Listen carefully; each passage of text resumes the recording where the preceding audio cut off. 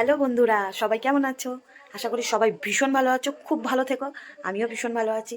তো একটা জিনিস শেয়ার করতে চলে আসলাম, বলো তো কি?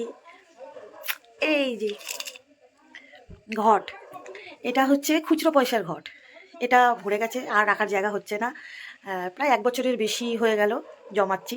তো এটাকে আজকে আমি ভাঙবো, দেখি কত পয়সা জমেছে। আর এটা হচ্ছে আমার টাকা রাখার ঘট। এই টাকা রাখার ঘটের যে টাকা জমাচ্ছি সেটা আমার নিজের পার্সোনাল, যেখান থেকে হোক সেভিং করে আমি জমাই। আর এইটা পুরোটাই বরের পকেট ঝাড়া। তো যাই হোক, আমার বর 10 টাকার কয়েন জমাতে ভালোবাসে, সে তার জায়গায় এনে রাখে, আমি ওখান থেকে নিয়ে টুক করে আমি আমার ঘরে ফেলে দিই। তো এই করে করে একটা বছর আর কি এরকমভাবে জমিয়েছি। একটা বছরের বেশিই হবে, আমি ঠিক টাইমিংটা বলতে পারছি না, তবে 1 বছরের বেশিই হবে। তো চলো আজকে দেখা যাক কত পয়সা এখানে জমেছে, তোমাদের সাথে শেয়ার করব। তো টাকারটা এখন ভাঙবো না, আজকে টাকারটা এখন আমি করবো না, কারণ ওটার মধ্যে আরও জায়গা আছে, আরও জমাতে হবে আমাকে। ওটা বেশি দিন হয়নি, তবে এইটা তো আজকে আমি ভাঙবো, দেখা যাক।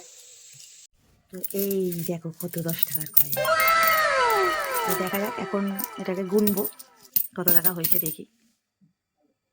তোমরা আইডিয়া করে বলতে পারবে এখানে কতগুলো হয়েছে? তো দেখো, এই হচ্ছে সাজিয়ে রেখেছি। এখানে কিন্তু 20 টাকার কয়েনও আছে। এগুলো এগুলো এগুলো এগুলো 10 টাকার কয়েন, 20 টাকার কয়েন। এবার তোমরা বলো আইডিয়া করে কত হতে পারে। তো দেখে নিয়েছো, তো এবার তোমরাই গেস করো কত পয়সা ওখানে হতে পারে। আমি পরে জানিয়ে দেবো, আগে সবার কাছে জেনে নিই সবাই কি গেস করতে পেরেছে।